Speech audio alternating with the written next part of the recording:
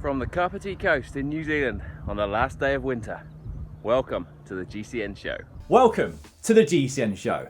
This week we are looking into what could be the future of bicycle technology. We've got some Contador Karaoke and a whole host of amazing hacks and bodges. Plus, Dan, beards are banned. What? Not here, obviously, but in a Belgian pro team. We've got Extreme Corner featuring a 9-year-old wonder kid and a very cool competition coming up.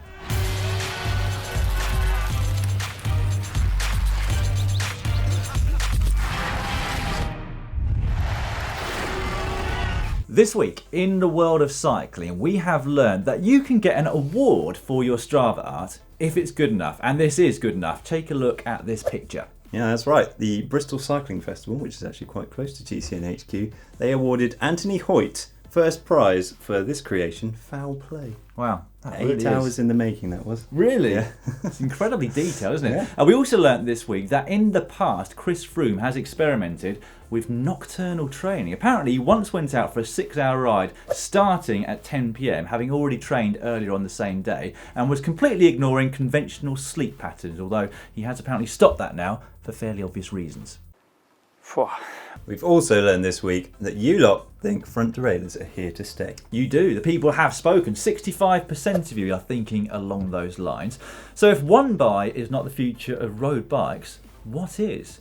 Or how about all-in-one 3D printed wheels and tyres? 3D printed tyres? Yeah, you heard that right. So Michelin have unveiled their Vision concept, which is an all-in-one wheel and tyre, which, as I said, is 3D printed. Now, admittedly, this is for the automotive industry and not yet in production. But imagine that, the ability to 3D print your very own wheels and tyres to suit not just the terrain that you're riding on, but the conditions you're riding in. I think cyclocross riders would be very interested in that tyre technology. So when are we going to see this then, Dan?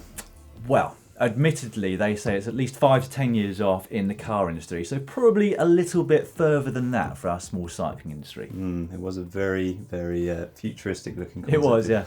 How about closest now then, Dan? Well, there are some other new tyres which I've found from Vredestein. These are the Forteza Flower Power tyres. Is that the one with the rubber made from dandelion root extract? Yes, that's the one. You've been reading about it as well. Yeah, Russian dandelion specifically.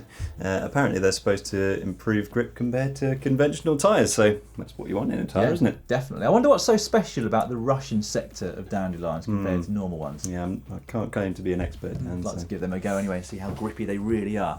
Right then, what about stabilised bikes which balance themselves? I think that might be a April Fool's joke, Tan. It was, yeah, from Google Netherlands, wasn't it, on April the 1st this year. But they, in the future, are going to be a reality, I'm telling you, because Ford, sorry to go to the automotive industry again, but they have filed a patent application for a stability device for cyclists. Wow, that sounds perfect for Matt.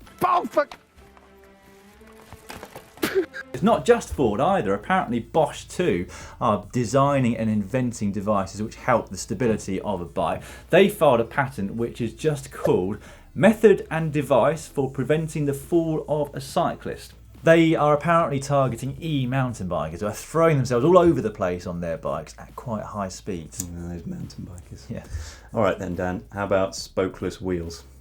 Well, they collapse, surely. Well, not exactly. They've been around for a little while, but they've not really made the mainstream. Having said that, check out this project on Kickstarter. It smashed its funding goal last year.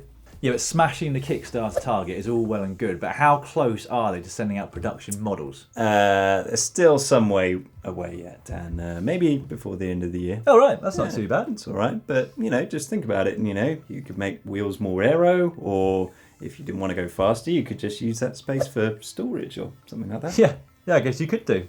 Right, well, going from spokeless wheels back to spokes and suspension, which is also the future of cycling. We know it's already been done multiple times before on mountain bikes and sometimes on road bikes, but never inside the rims. And these soft wheels incorporate the suspension into 3 spokes at the front and at the rear. You're not looking too convinced there, John? No, I think we're going a bit off-piste here, okay. Dan. What would be interesting, though, is to see what the future of bikes look like in the past. This one is from 1946, wow. Incredibly. It's by British industrial designer Benjamin Bowden, and it included a small motor to give riders that little bit of extra help when going uphill. Sounds familiar, doesn't it? It does sound very familiar, yeah. That's what you call forward thinking, isn't it? An idea from 70 years ago that's pretty much only just coming to fruition now. Yeah, that really is quite incredible to look at, isn't it? Right, well, I think we should finish this segment by throwing it out there to our wonderful viewers to find out what they want on their bikes in the future. You can leave your ideas in the comments section down below, and who knows, we might have some manufacturers or some keen inventors watching the show, and your dream could become a reality. We'll read out the best ones this time next week. It's now time for cycling shorts. Beards are banned. What's wrong with beards? Sport Vlaanderen Baloise team manager Walter Plankhart has banned his riders from sporting beards in the name of hygiene and also preserving the elegance of cycling, Dan.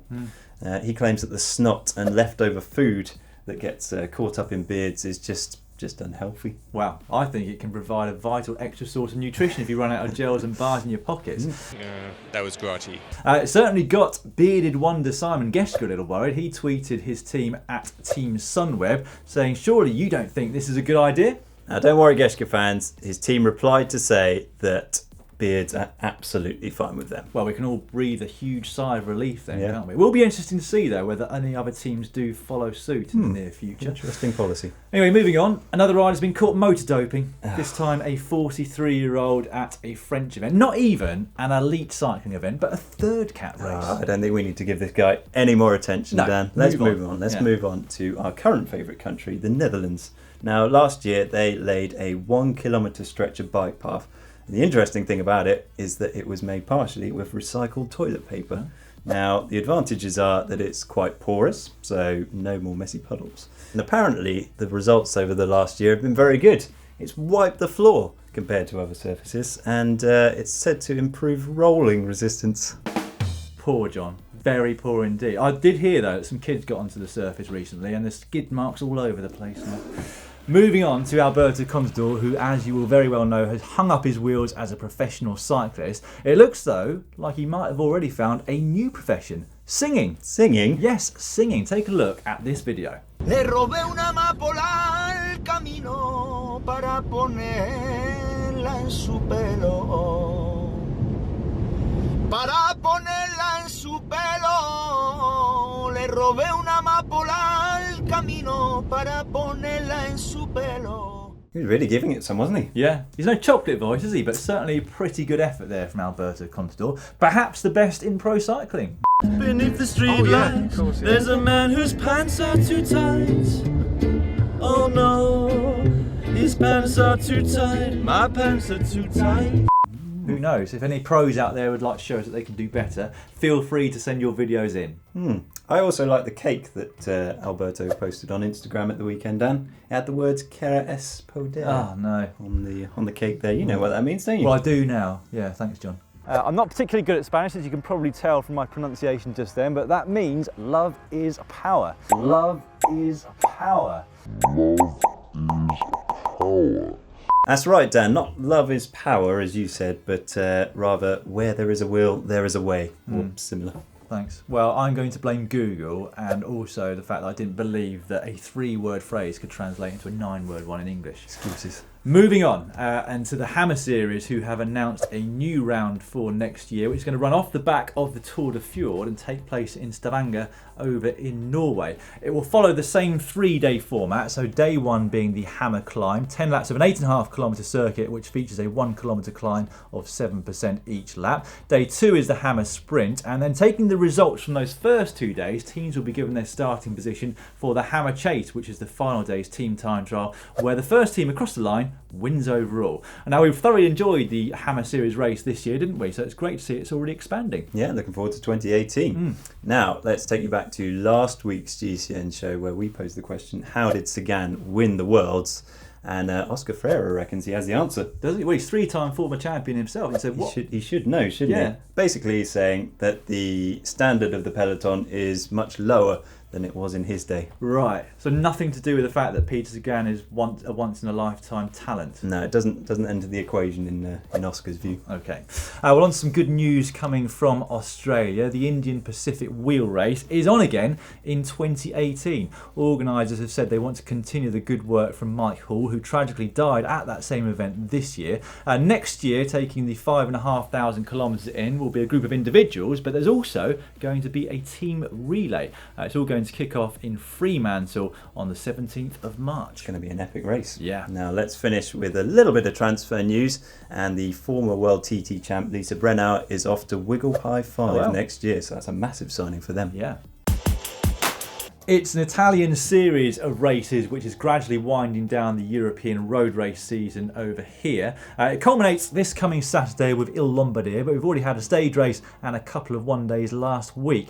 The overall honours at the Giro della Toscana went to Frenchman Guillaume Martin, whilst at the Giro dell'Emilia on Saturday, Giovanni Visconti took a fine and deserved solo victory at the 100th edition of the race. He attacked with over a lap still remaining, was never to be seen again, and in fact it was a 1-2 for Bahrain-Merida. His teammate Vincenzo Nibali finished second on the day as well. But unfortunately for Esteban Chavez, while he was chasing Gio Visconti for the win, he came down in a nasty crash, broke his shoulder blade, and that puts an end to his 27 season a bit prematurely, so he won't be able to defend his Lombardia crown, unfortunately. No, that is a shame, isn't it? Meanwhile, Chantal Black made her debut in the rainbow bands as newly crowned world champion at the same race earlier on that day. She did go on the attack in the closing kilometres, but wasn't able to hold off the chasers. And ultimately, the fastest up the final climb to the finish was Tatiana Gudurzo, who was riding for the Italian national team on the day. Andre Greipel is back to winning ways. He got his first win since stage 2 of this year's Giro d'Italia. Really? Yeah. It's been that long? Wow. It's been quite a while. He took out the Omloop Eurometropole. Meanwhile, back in Italy, Luis Leon Sanchez stole a march on the sprinters to win the GP Bighelli. The women's event did finish in a bunch sprint, and that was won by Marta Bastianelli. Meanwhile, at the Tour de l'Eurometropole, Anthony Turgis did a lasty. Do you mean he celebrated too early and finished second? No, Turgis celebrated too early and finished third. Imagine the embarrassment of that. It was all over social media. Check it out if you haven't done so already. The actual winner of the event, despite not having his hands in the air, was Dan McClay, so well done to him. Meanwhile, Davide Rebellin has won the overall honours at the Tour de Banyuwangi-Isian. Notable because Rebellin is 1 year younger than Matt. Matthew van der Poel won the Super Prestige in Hayton at the weekend. He beat world champion Wout van Aert into second place, which would normally be a bad result for him, but it's actually his best result so far, so I think he's starting to come back. Yeah, he's been off colour so far, hasn't he? So encouraging signs for Wout van Aert. Incidentally, Mathieu van der Poel has indicated that he will not concentrate 100% on road racing until at least 2020. He wants to concentrate on the mountain bike event at the upcoming Tokyo Olympics, but he's still only going to be 25 years of age at that point, incredibly. That makes me feel very inadequate. Yeah. Sanne Cant couldn't win the women's race. She finished 6th, just one place ahead of Anne-Marie Wurst. So we're looking forward to her winning her race. Worst is best. Annemiek van Vleuten also took part. She finished 26th. Good showing from the newly crowned world time trial champion. But the race was dominated by 23-year-old Maud Kapteijns. She finished 35 seconds ahead of everyone else, which earns her this week's Wattage Bazookas! Meanwhile, this week's viewer Wattage Bazooka was nominated by Richard Fraser Stewart, and it goes to Aimi Miekoday. She was recently competing at the Invictus Games and got a bronze medal at the 5-kilometre individual time trial. Richard wrote into us to say that he'd used our videos in part to help Amy along her way whilst preparing for the Games. And although this might sound like it's blowing smoke up our own backsides, what an incredible story. We absolutely love it when we have any small part to play in anybody's success. So very well done to you, Amy, and a well-deserved Wattage Bazooka. Also, quite an apt time to mention that back in stock is the Wattage Bazooka t-shirt, and there's also brand new design, which I really like the look of. So if you think that you or a friend deserves a Wattage Bazooka t-shirt, head over to shop.globalcyclingnetwork.com and you will find them there. And if you'd like to nominate yourself or somebody else for the award next week, just use the hashtag Wattage Bazooka. It is time now for hack /. John. Bodge of the week. We'll start off actually with an apology from myself. You weren't included in this, John, but apparently the first bodge from last week, as we deemed it, was, as many of you pointed out, quite obviously a bicycle polo bike. Every day is at school, isn't it, John? I had no idea, so apologies for deeming it a bodge when it clearly had a purpose. First up this week, we've got this head tube, which someone has written into us saying looks remarkably like Matt. Yeah. So that is definitely a bodge straight off the bat. It's a shame he's not here to defend himself, but yeah, it looks like him. Right, this next one from Ricardo Santos on Facebook. Originally it was on Bike Snob Australia, and it's... at first I thought somebody had encrusted their rear mech with jewels, but actually no, they've just drilled some holes in it. This takes me back to my mountain bike days of the late 80s and early 90s, I'm not that old. But when everyone was drilling components to try and make them as light as possible. Do you think it'd be slower? I don't know. Or is it like a golf ball effect? I feel like it would whistle as you rode along. But, definitely a bodge though. Yeah, I wouldn't be doing that to you my wouldn't do Shimano that to a Giro. Sebastian Valentinbuk found this bike in Copenhagen. Not sure what's going on entirely with this bike and why there needs to be a seat tube at a completely different angle and some extra tubes added in. I am not going to say bodge before we find out from someone that's got a very distinct purpose in life, this bike, like the bicycle polo bike. If you do know what that's about, please let us know in the comment section just down below. Yeah, we'll reserve judgment for now. This one next is from Luis Lemus, our resident pro here at GCN. He spotted this guy riding in Girona. He says he made it himself, and Lewis reckons it's a proper eco GCN hack. Wow. 10 days and 205 kilometres. That is quite something, isn't it? Massive solar panel though. I'm not surprised it's getting quite a long way. Works in Girona, probably not in the UK.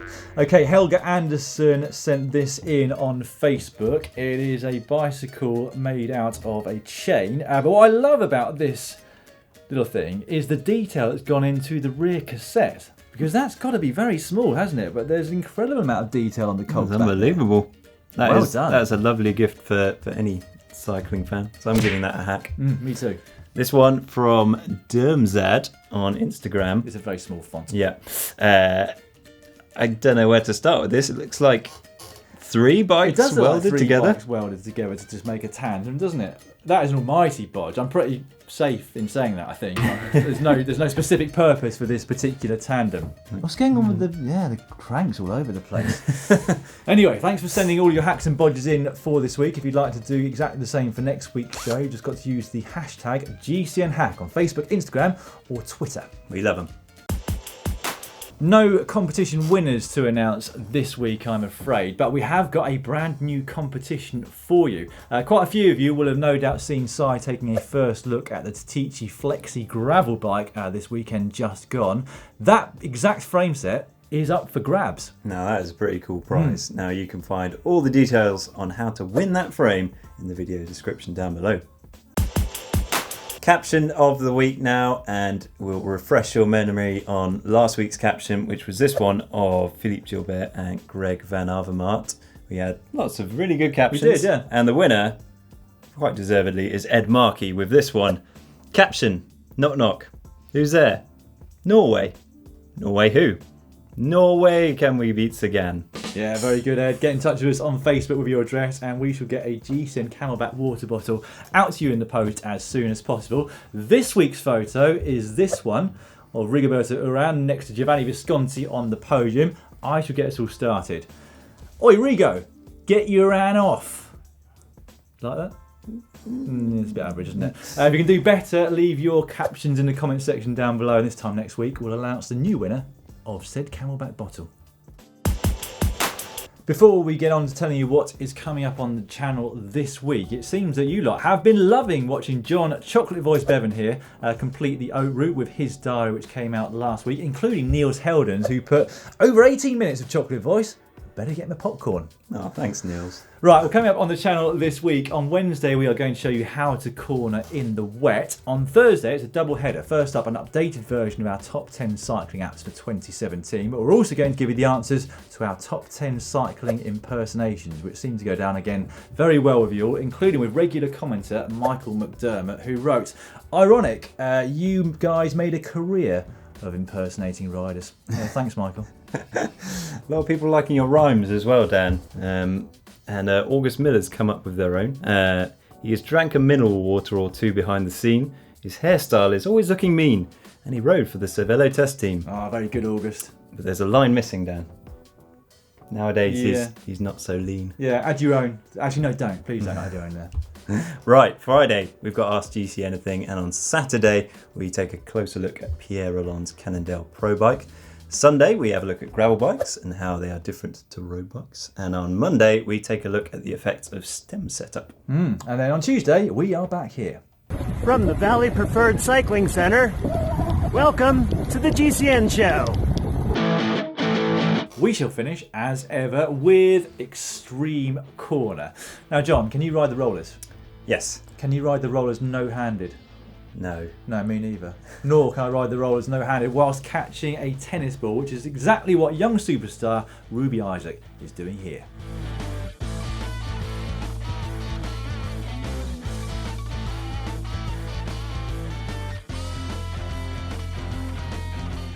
Wow. Work to be done on our part, I think, John, Need to get after back seeing on that the video. rollers. Very impressive, Ruby. Well, that is the end of this week's GCN show. If you've enjoyed having John Chocolate Voice Bevan next to me, please give a thumbs up just down below the video. And if you'd like to subscribe to the channel, you can do so now by clicking on the globe. And if you haven't had enough of me just yet, you can check out my experiences of the Haute Route Alps when I took it on a couple of months ago. It's just down here. Yeah, and if you'd like to know how to wheelie, I show you how to do that just down here. I have a feeling they're all going to click down there.